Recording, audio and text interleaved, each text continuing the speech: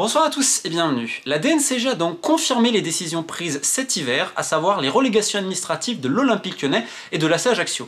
Bien évidemment, ces décisions sont susceptibles d'un appel qui sera décidé par la cour d'appel donc de la DNCG fédérale, donc liée à la Fédération France de football. Et aujourd'hui, on a eu d'autres décisions, notamment l'exclusion des compétitions nationales du Nîmes Olympique ou un sursis à statuer dans le cadre du Havre qui est actuellement en processus de rachat. Je tiens à rappeler que ces dernières semaines ont déjà été très agitées, notamment en National 1 et National 2, puisqu'on a eu l'exclusion des compétitions nationales de Bergerac, un club qui voulait faire du trading et qui se retrouve avec un trou entre 300 et 400 000 euros. On a également les relégations de Bourg-en-Bresse, du Stade Poitvin, de Blagnac et de Beauvais, notamment, ainsi que de Marignane. Donc on se rend compte que l'été, comme on l'avait annoncé, est très agité, notamment dans les divisions inférieures. Et si vous regardez les clubs qui aujourd'hui ont des soucis, Martigues, Nîmes, Ajaccio, l'Olympique Lyonnais, on en parle depuis très longtemps sur la chaîne, ça ne surprendra personne. Bon, évidemment, tout le monde veut avant tout évoquer l'Olympique Lyonnais. Certains disent oui, qu'il y a une théorie du complot, un deux poids deux mesures, notamment avec les décisions prises aujourd'hui vis-à-vis de Nantes et Reims qui n'ont eu aucune mesure d'encadrement. Donc on va détailler un petit peu tout ça. Premièrement, je tiens encore à rappeler que la DNCG ne tient pas ses paroles, puisque rappelez-vous l'interview fracassante de son président, Monsieur Mikler, qui nous avait dit que non, les clubs devraient mettre 0 dans le budget TV et ne pouvaient pas annoncer des ventes qu'ils n'avaient pas encore réalisées. Sous-entendu, il va falloir que les clubs garantissent les pertes prévues pour l'année prochaine. Si admettons tu perds 30 millions, bah, tu dois avoir 30 millions sur tes comptes. En attendant potentiellement, non, on s'en fout, tu dois avoir tes 30 millions. Et c'est là où c'est savoureux, parce que tu as quand même des clubs qui ont des déficits structurels. Prenez Reims, en 2023-2024, ils ont un déficit structurel de 36 millions. Donc vous imaginez qu'en gros, il va falloir mettre sur un compte cette somme là prévue pour l'année prochaine, mais ce que je préfère, c'est évidemment Nantes. Nantes a annoncé un budget de 50 millions. D'accord, sachant que le budget était à 80. Alors il va falloir qu'on m'explique comment ils vont faire, puisqu'ils ont une masse salariale l'année dernière de 56 millions. Alors oui, il y a 5 joueurs en fin de contrat. Mais actuellement, tu n'as pas eu 50 000 ventes, etc. Tu veux m'acheter des joueurs. Enfin, je veux dire, comment tu vas faire baisser ton budget à 50 millions quand ta masse salariale était de 56 et que donc les 3 quarts, même les 4/5 de tes joueurs sont encore sous contrat. Et que ce qui te coûte le plus cher, c'est la masse salariale. Donc il va falloir me l'expliquer, mais comme on m'a dit, prime à l'honneur, à la loyauté. Kita n'a jamais eu de problème avec la DNCG, il a toujours assuré financièrement. Donc on va dire ok. Mais on se rend compte, pareil, Montpellier, l'un des grands frères Nicolas a mis plus de 20 millions je crois, même si le déficit c'est plus, ok, bon. Il y a plein de choses comme ça, comme Clermont, il y a eu des alertes envoyées à la DNCG. Sachant qu'on rappelle, je tiens aussi à le dire pour que les gens comprennent bien, parce que c'est pas le cadre d'un club. On a des propriétaires, c'est une Gérard Lopez style, Mehmet Schaffer c'est un peu pareil. En gros il y a des comptes un peu correspondants. Et c'est-à-dire qu'à un moment donné, on met l'argent pour passer la DNCG, et puis donc, regardez, on a l'argent. Puis quelques jours après, t'inquiète pas que la somme, en fait, elle repart sur une autre holding, etc. Il y a plein de trucs comme ça pour, on va dire, embourber la DNCG qui, comme d'habitude, ça passe. Donc vous allez me dire, mais l'Olympique Lyonnais, qu'est-ce qui se passe? Le problème, je vais le rappeler, c'est que John Textor s'est servi de l'Olympique Lyonnais pour les intérêts de son groupe Eagle. Que l'Olympique Lyonnais a été trait comme une vache, je le dis depuis maintenant très longtemps, et en fait, il y a plein de millions de l'Olympique Lyonnais qui ont été sortis pour la Galaxy Eagle, notamment le club de Botafogo. Donc si l'OL aujourd'hui, avant d'avancer une énième théorie du complot, que sais-je, c'est que votre propriétaire, il a pris l'argent de l'OL pour l'intérêt de ses autres clubs. C'est-à-dire que c'est l'OL qui a servi de vache à lait, notamment pour Botafogo. C'est tout. Et personne n'a demandé à John Textor de faire Niakate Mangala 60 millions et toutes ces opérations-là.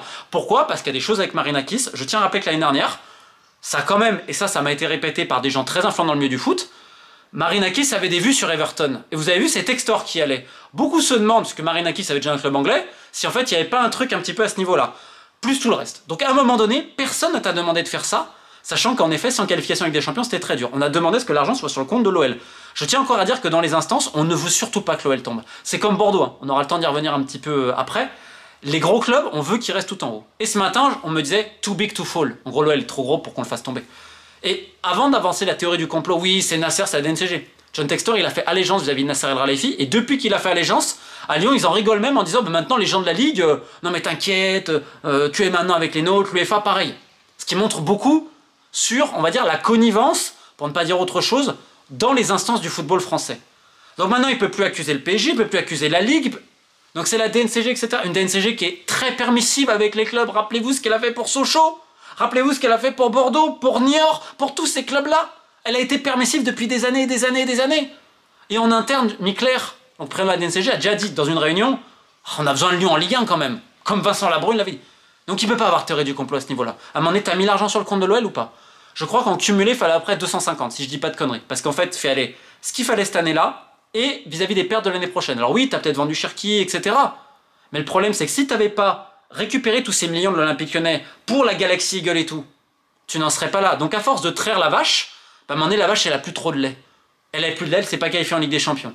Donc évidemment, un appel est possible, mais là, ça montre encore à tout le monde que l'Esbrouf a ses limites. En parlant d'Esbrouf, on va rester en Ligue 1, Le Havre.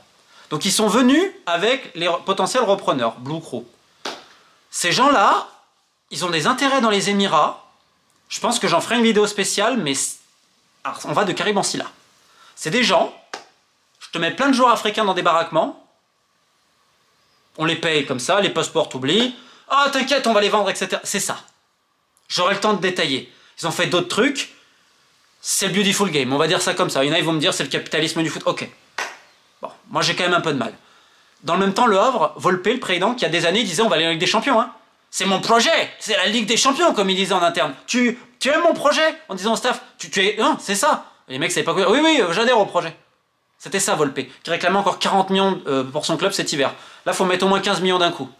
C'est ça, je tiens à rappeler les gens qui dirigent le football français. Donc on verra, il y a un sursis à statuer. Pareil dans les doux rêveurs Ajaccio. Donc on a eu la conférence de presse avec un potentiel repreneur espagnol, je crois que c'est toujours pas signé. Il apporte une garantie notariale de 20 millions. Bah pareil, il faut l'argent sur le compte à un moment donné, il le met pas. Parce qu'en fait, le trou, et je vous l'annonce depuis un moment, hein, il est pas de 9. Hein. Évidemment, c'est plus de 12. Et il faudrait prévisionner les pertes dans les prochaines, donc t'arrives quasiment à 20 briques. Qui va mettre 20 briques à Ajaccio? Donc je ne sais pas si Ajaccio va repartir même en National 1. Orsoni, donc, qui était là, il dit non, mais c'est normal, le dossier appel. Est-ce que cette personne espagnole va mettre sur un compte, prendre le risque de mettre 20 briques? Enfin, ça va être compliqué. En parlant de compliqué, Martigues, alors je crois que la décision n'est pas encore tombée, mais donc là, on avait déjà une première rétroation en N1, visiblement ce sera en National 2. Sachant que la propriétaire américaine, la banque ne fait plus garantie, parce qu'elle a vécu à crédit. Je tiens à rappeler l'ancienne direction, on l'avait dénoncé depuis très longtemps, c'était passé avec l'ancien Messienne, le club avait été condamné, a dû payer, etc. Elle arrive, on a eu Jean-Pierre Bernès et d'autres comme conseillers sur des gros prix, je vous rassure.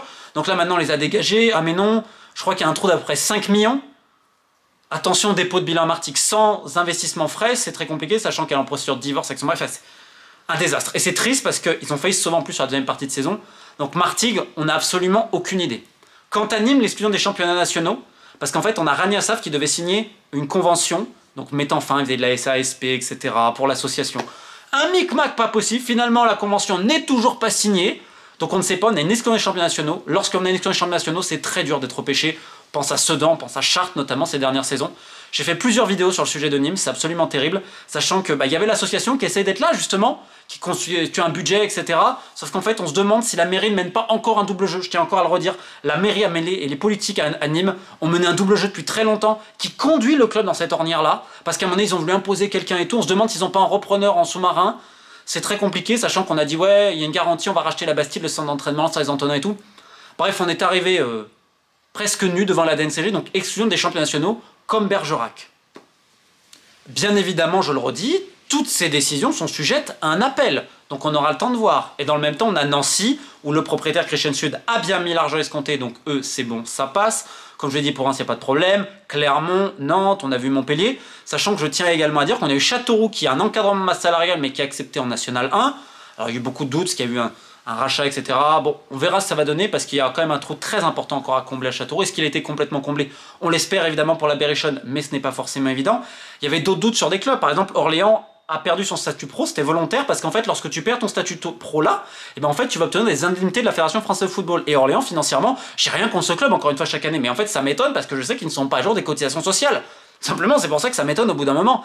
Et je tiens à rappeler qu'il y a plein de clubs, là, maintenant, pour les repêchages et tout, qui va y aller et tout. Honnêtement, Boulogne a une énorme chance, normalement, d'être en Ligue 2 l'année prochaine. Et on verra vis-à-vis de ceux qui peuvent monter de National 2 à National 1, Bobigny aimerait, sachant que le FC 93, donc Bobigny, pareil, il y a des paiements qui sont peut-être pas encore toujours là, enfin, c'est un petit peu compliqué. Cannes également est aux aguets, sachant qu'on a eu le Stade Briochin, le Puy, qui donc ont obtenu leur montée en National 1, ils ont un encadrement de masse salariale, comme Bordeaux, on va terminer là-dessus. Non seulement le plan de continuation a été validé par le tribunal de commerce, on a fait une vidéo, je n'ai même pas de mots à ce niveau-là, le microcosme bordelais, honnêtement, pourrait se poser beaucoup de questions. Mais Philippe Diallo l'a répété plusieurs fois, prendre la FFF, ah non, mais on a besoin de Bordeaux en Ligue 1 dans quelques années. Là, la Fédé valide. Alors Gérard Lopez, la veille de la DNCG, dit ok, je mets 9 millions. Est-ce que les 9 millions resteront sur les comptes de Bordeaux? C'est une autre question. Là, on recrute, etc. Enfin bon, le plan de continuité, tout ça, c'est absolument désespérant. Certains vont dire 2 poids 2 mesures, on peut l'entendre honnêtement, mais il n'y a pas une uniformisation des décisions de la DNCG et surtout un manque de transparence. C'est pour ça que je terminerai là-dessus. Maintenant, c'est dans moins de 2 semaines que sort mon prochain livre. C'est l'Industrie du foot 3, grosse magouille entre ennemis, de la LFP à la FFF en passant par les clubs. Et je vais plus mettre la DNCG. Et c'est pour ça que je vais pas te dire, parce que vous allez avoir plein de nouvelles choses. Je vous laisse le précommander Amazon Fnac Editor. Pourquoi j'en parle, c'est que j'ai jamais pris autant de risques peut-être en écrivant, parce que là vraiment, vous avez tout, les détails sur tous les clubs, les styles. Donc je vous laisse le précommander, on aura le temps d'en reparler, parce qu'en fait, c'est important de ne pas simplement rester sur son club, sur l'OL. Je comprends les fans, mais en fait, quand tu regardes globalement, tu te rends compte qu'en effet, il y a des soucis au niveau de cette DNCG, mais qu'en fait, c'est un milieu tellement presque consanguin que les uns cèdent, etc., et qu'ils vont toujours essayer de sauver le copain pour un petit intérêt. Donc c'est ça le plus triste, parce que derrière, ceux qui vont pleurer, ce sont évidemment les employés, mais aussi les fans qui s'accrochent aux belles paroles de leurs propriétaires, qui souvent les prennent pour des imbéciles. Donc tout mon soutien pour tous ces gens-là, nous on se retrouve très vite, et sur ce, keep the faith.